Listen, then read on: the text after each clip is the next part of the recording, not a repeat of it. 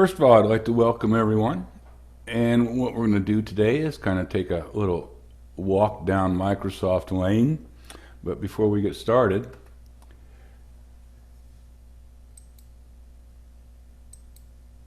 just a little bit of information on myself. So, Microsoft 365, previously known as Office 365. Same thing, just a different name. These are some of the areas I'm going to try and cover today in the short time we have together.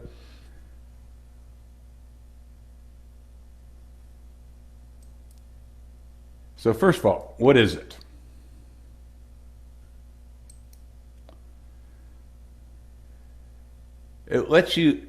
It's a conglomeration of Microsoft's probably most popular apps. When it comes to Microsoft Office, it is the gold standard. But you will need a Microsoft account.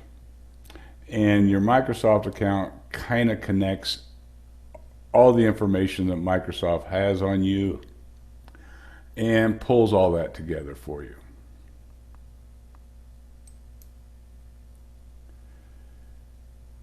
It also gives you access to various online services.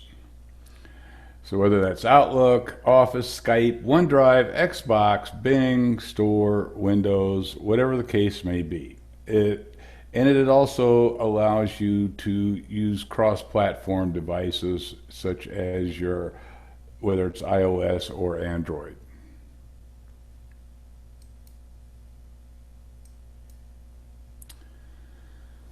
It is a subscription service.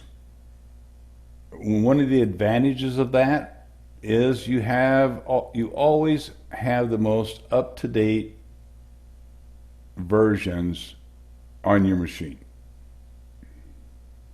The difference is Office 2019 is sold as a one-time purchase, which means that you only pay the single price, but it's also only installable on a single computer. Then we're also going to get a little bit farther into Office Online. This is a free version of Office. You can access it through a web browser, and all you need to do is sign up for a Microsoft account with a new or existing email address.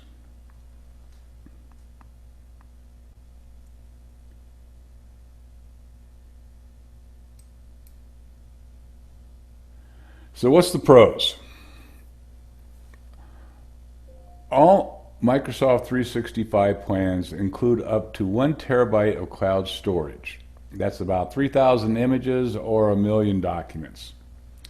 Each user can install it on 5 PCs or Macs, 5 tablets, 5 mobile devices. Users can share their subscription with up to 6 family members. Of course, that depends on your subscription plan. Easy user management.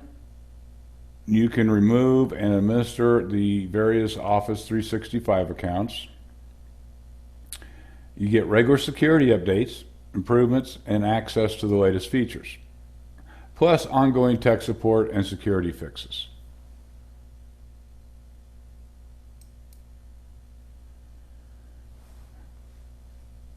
There's no need to pay upfront. You choose between a monthly or annual payment, and Microsoft tells us that we save money for doing that by the full year, and you do. It basically works out to about a pay for 10 months, get a couple months for free. And you also get free monthly credits to make calls to landline or mobile phones using Skype. So what are the downsides? New changes can be overwhelming, and you could end up paying for features that you don't really use or they're unnecessary.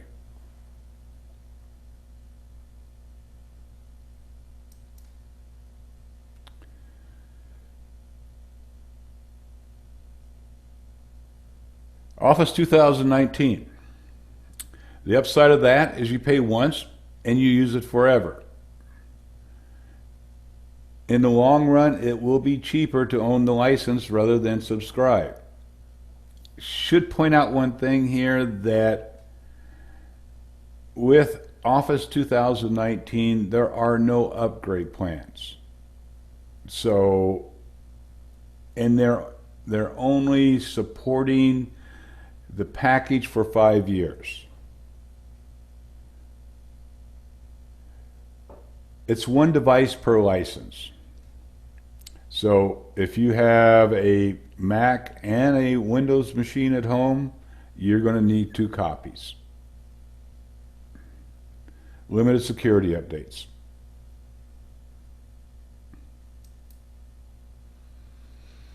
Okay. We'll stop. If there's any questions, I'm happy to answer what we've gone over so far. So far, it looks pretty good, Rob. Okay, great. So what do you get?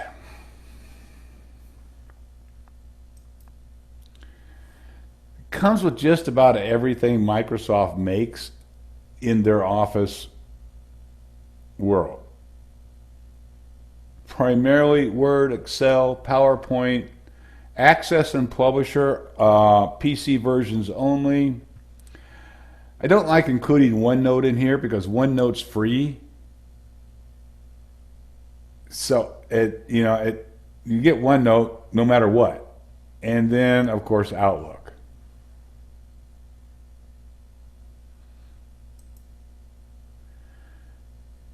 With the subscription comes the other services, Skype, and we mentioned a little bit about the 60 minutes, and I'll get into that a little deeper here. And of course, the extra storage space on OneDrive. There are also cloud-based products. You have Microsoft To Do, Microsoft Forms, which is similar to Google Forms. You have Power Automate and Sway. Sway's kind of an interesting product, and I'm personally just starting to take a look at that. Sway's kind of in my opinion, a cross between PowerPoint and Publisher. It's interesting, that concept. And of course, automatic updates. And of course, we can't forget cost. So, Microsoft 365 basically has 2 subscription packages. The first one is Family. It's $100 per year, essentially. You can add up to or have a total of 6 people on this subscription. They don't have to live in the same house as you. You can share these with whoever you like. Includes 7 premium Office apps, 1 terabyte of OneDrive cloud storage per user, so that works out to a total of 6 terabytes of storage. 60 minutes of Skype calling per month per user. I find this really helpful when I'm traveling, just makes things easier. And no restrictions on installs. You'll see the symbol 555. So each user essentially 5 PCs, 5 Macs, 5 tablets, 5 phones. And and of course it works on Mac OS, Windows, Android, iOS.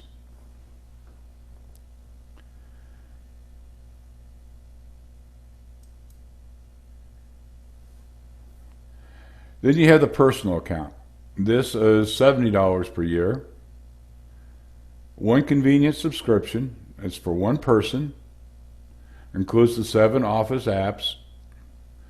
1 terabyte of cloud storage. 60 minutes of Skype calling per month. And you can install it on up to 5 devices across the 4 major platforms.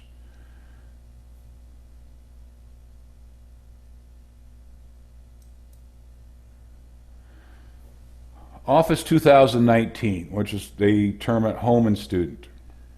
This is $150. It's a one-time purchase. It includes 3 apps, plus OneNote, so includes Word, Excel, PowerPoint. No additional OneDrive cloud storage. No Skype calling per month. And it's a single install. So either on your Mac or your Windows machine. If you happen to have a desktop and a laptop, you're going to have to pick one. And that's what you're paying for, but it's a one-time fee. I'm going to talk a little bit about discounts. I'm going to guess that the majority of the audience are like myself, a little bit getting on in the years, and discounts are just good stuff. So if you are retired military, veteran, disabled vet, or happen to know someone in those categories that has access to any military exchange, you can buy the Military Appreciation Edition. This is the family edition, so it's 6 users, $69 per year.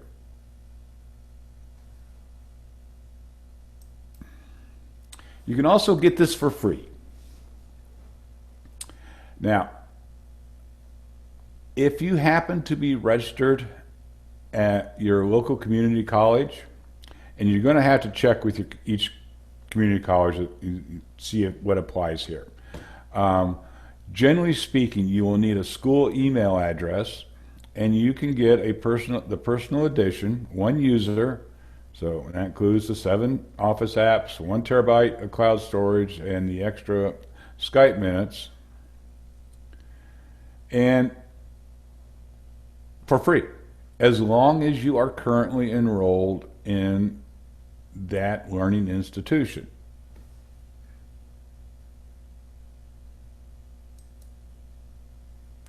All right, we'll take a short pause here, see if we have anything that I need to answer.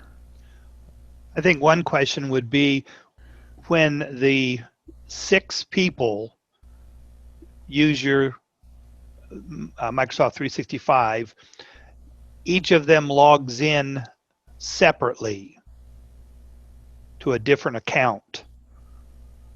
Is that correct? That is correct. Okay. So I'll use my particular circumstance as an example. Okay. I gave 1 account to my son. My son needs to have his own Microsoft account. Therefore, basically what happens is you go into your control panel, your Microsoft 365 control panel, and you say, I want to add this person to my account. It sends him an email. He clicks on it, logs in, and he can now download and install all the applications to his drive or his PC.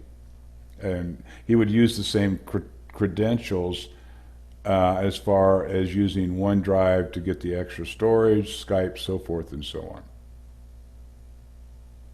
Okay, so that then means that his data that he saves is saved into his OneDrive, and you can't access it. Totally separate. That's correct. Okay. Now, one question came up. Somebody has multiple 365 accounts, and when you're working, does that mean you have multiple OneDrives, or will they all connect to the same OneDrive so everything gets saved all the time? I want to be sure I understand the question. So someone has more than 1 subscription using more than 1 Microsoft account login. Correct, I guess. All right. If I have that correct, then I would probably suggest what you do is, and if these are personal accounts, I think you would definitely financially be better off getting a family account. And what you would need to do, of course, is back up all the information on one of those accounts and move it over to the other one. They're not going to cross over. But if you're logged in, well, I guess the big question would be is when you log into your computer, you're logging in under one Microsoft account.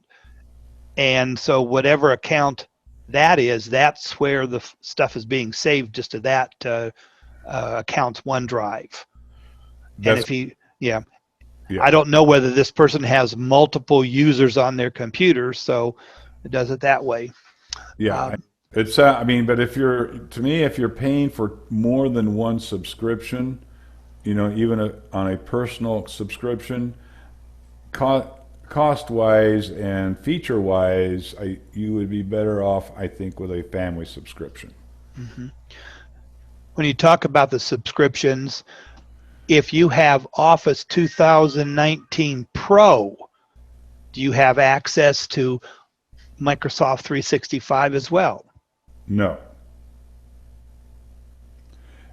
If you Office 365 is literally a standalone subscription. Okay, and so, and I don't think, I could be wrong here, all right? I haven't seen where you can buy Office 2019 Pro. The only product I've seen is Office 2019 Home and Student. Now, there could be some of those packages from, say, on a corporate license. Totally different. But as far as I am aware of, just because you have Office 2019, that doesn't get you the extra storage and the extra perks that come along with the subscription. Okay. I did get a feedback from the one person that his Microsoft 365, he has a corporate subscription and a personal subscription. Okay, to answer the question, I think the simplest, those two are going to be separate. So the login they would use for the corporate, that data will be kept separate unless you just physically copy it to the other account.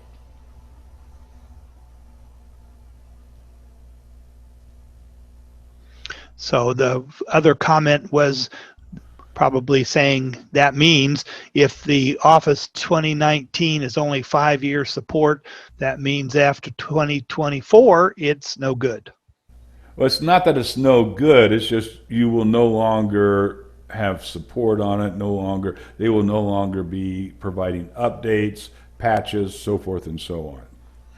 Is the support level the same between Microsoft 365 and if I just buy Office 2019?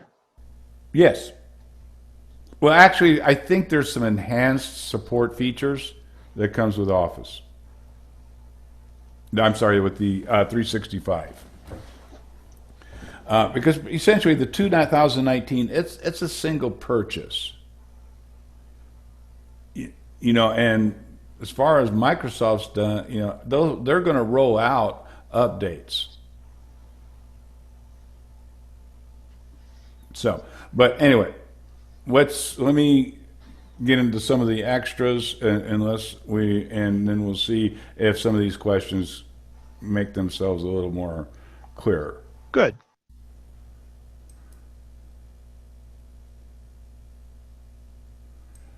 You do get things with the subscription that you don't normally get. You won't get with 2019. For instance, there's OneDrive. OneDrive automatically saves a backup copy of your files. The big thing about cloud storage, and just to, I guess, define cloud storage, it's just a hard drive somewhere else, which means that you can access your files from anywhere. You can easily switch between different devices because you don't have to worry about what you currently have on that device if you have everything saved up in the cloud. You can share files with whomever you want, whenever you want. One thing that comes with OneDrive is a personal vault. This is a two-factor authentication that has a time limit on it. So you open it up to put some files in it and you forget about it. At a predetermined amount of time, it will automatically lock itself. There's OneDrive Sync. So you can sync files and folders between your device and the cloud. You get to choose what folders to sync. You can save, use OneDrive as a backup. And when I say backup, I'm talking about your files, not necessarily a complete system backup.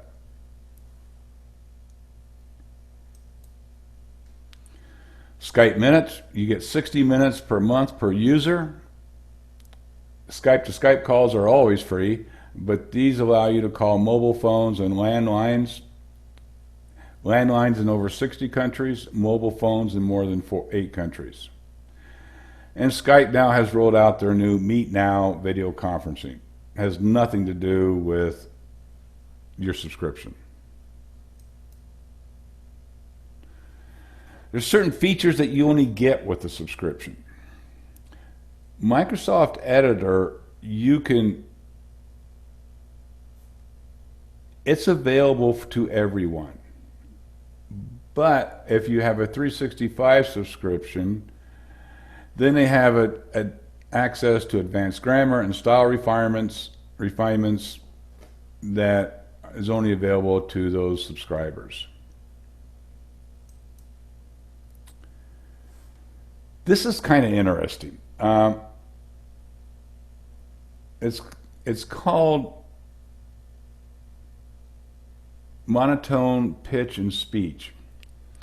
So you can practice a PowerPoint presentation, and PowerPoint will give you tips and things that you might want to change to make your presentation based on your tone and how you're doing your narration.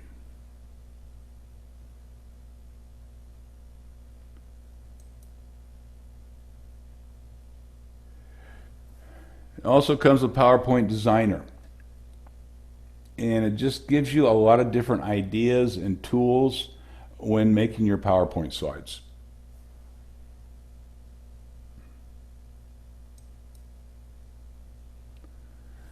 This one I think is kind of cool. It's a dynamic template for Excel. For many of you, you will remember Microsoft Money. This is kind of a quicken replacement that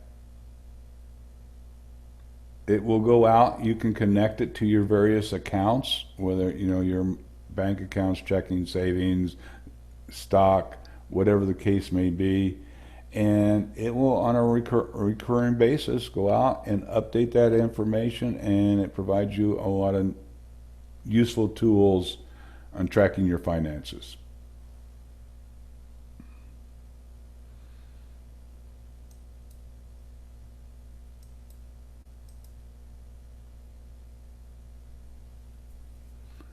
Okay.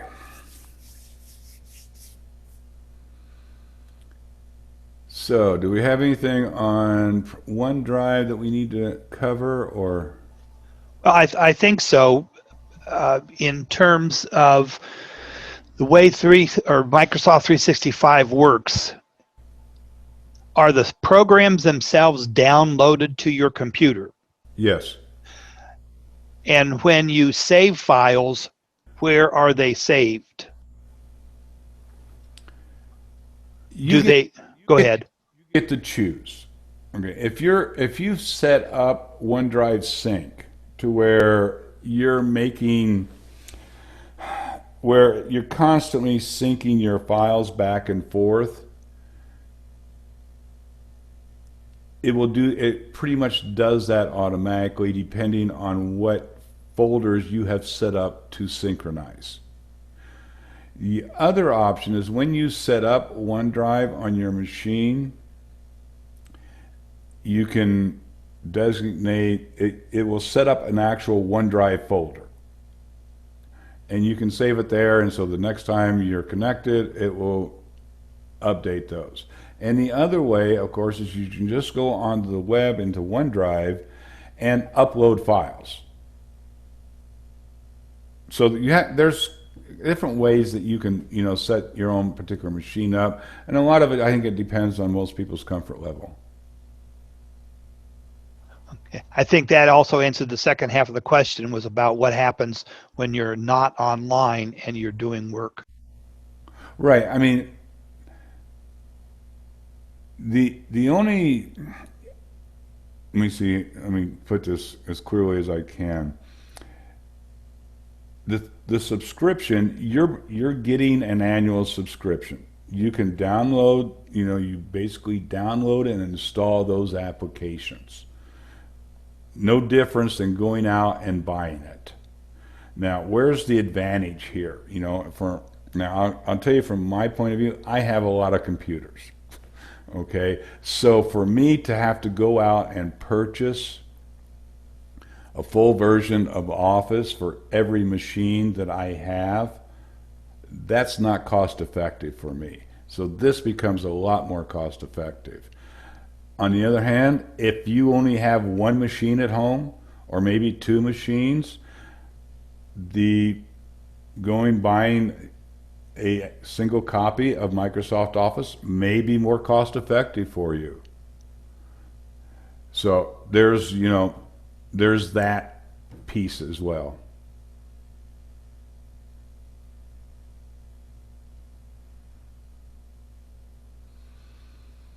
Okay. We're going to take a look at Microsoft Online.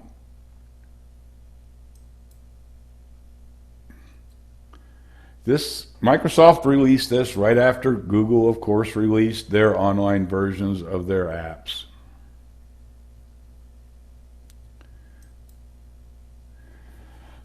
You can go up to, and I believe if you just go to live.com, you can access all this. They're completely free to use. Word, Excel, PowerPoint, of course, OneNote's always free. You can access Wave, Outlook, OneDrive. You will need, of course, a Microsoft account.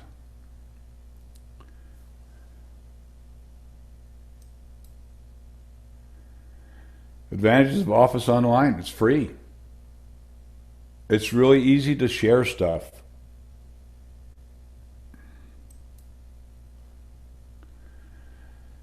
You can access it from anywhere.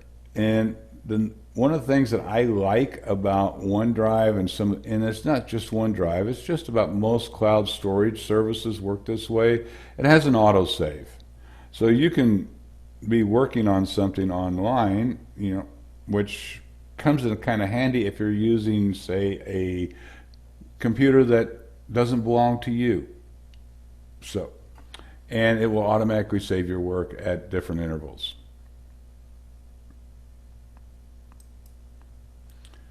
Supports PDF, which is true, I think, on whether it's the online version, the 365 version, or the standalone version. You can save, of course, save files as PDF. And I've had some success with opening PDFs, say into Word. Sometimes there's some formatting issues. And of course, because it's an online version, it works from any device: Android, Windows, Mac, iOS, Linux, whatever your favorite flavor is. Downside, there's limited functionality. I mean, you're not getting it's not the full version of Word or any of these applications. But if all you're looking for is a quick word processor, or you're going to set up a quick spreadsheet, they work just fine. And of course, they're basically the same layout that you're accustomed to on their installed versions. As I said, limited file support. They only handle a certain number of files. And if you're dealing with older Office files, they will have to be converted. So if you have some .doc files, those will need to get converted to .docx.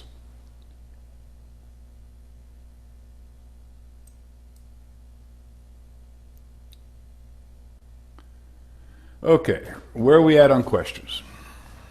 Okay, my one question is, when you just asked about the conversion, so you have to then open up your doc file in a program that will resave it as a docx file then?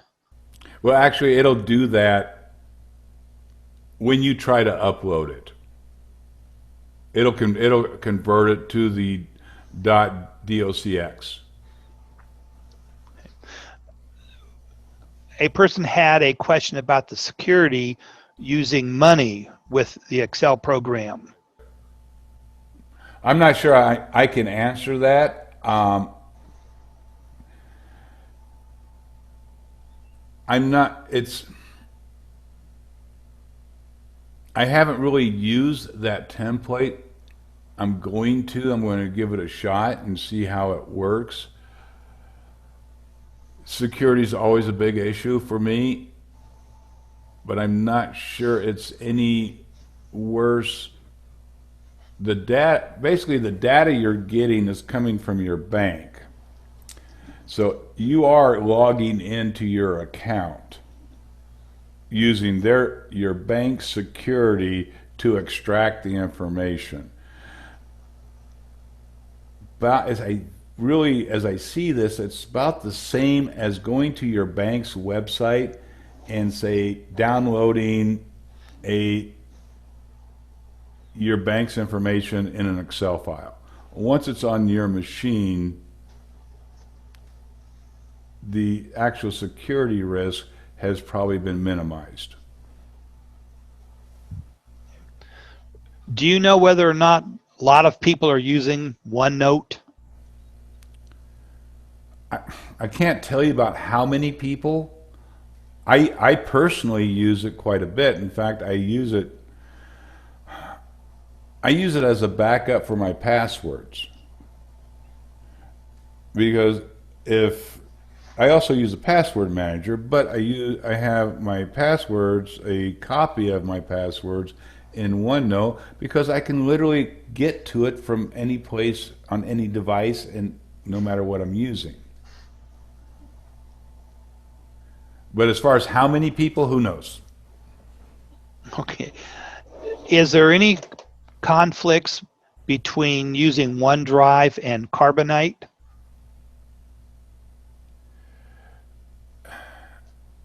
As far as conflicts, I guess I'm not sure. There's no conflicts. Keep in mind, because they're kind of two different animals.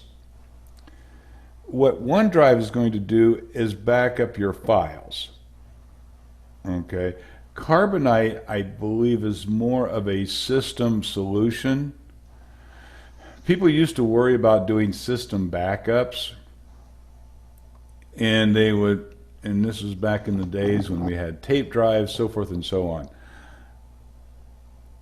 because it was the only place our files were stored. And we were concerned about, well, what if Windows crashes or whatever, and I have to reload Windows? What happens to all my photos, my documents? Well, most experts will tell you, or security experts in technology field, you should have 3 copies of everything. Now, and that can be on your machine, it can be on a portable hard drive, it can be in the cloud, it can be on a DVD that you put into a safe. That's the recommendation out there. So however you do that and whatever means you are comfortable with, but you can use both OneDrive and Carbonite together. Because I think you said that the folder on OneDrive is on your computer and then it syncs up to Exactly. OneDrive, so that it's backing up your OneDrive folder, and then you have it in two places. Yeah, I mean, you can use Carbonite. It's going to back it up, so you're going to have a copy of your OneDrive folder in your Carbonite backup. You'll be up on OneDrive, be on your local machine, so. Here's a good technical question for you. Somebody wants to know that can you import a PST file that you have on your PC up to the online version of Outlook? I'm going to highly doubtful. I don't know for a fact. To me, I haven't used PST files in so long because I don't have an email client installed on my machine. I strictly use webmail. But I'm gonna say that because of that, I don't believe any webmail clients will deal with a .pst file.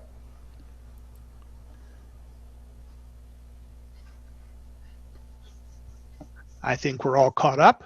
All right. Well, we're almost coming to the end here.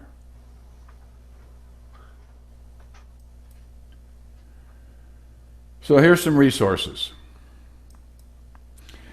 If you're looking to learn more about using these various applications, because let's face it, 60 minutes, no one's going to teach you how to use Word in 60 minutes. I highly recommend this site. The site is run by Goodwill. These are all free online tutorials, and this is kind of my go-to site when I'm looking to learn something. And they have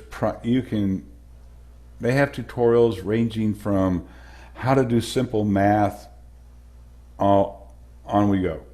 But there's a lot of technology tutorials up there, and I encourage you to check it out. This is my website.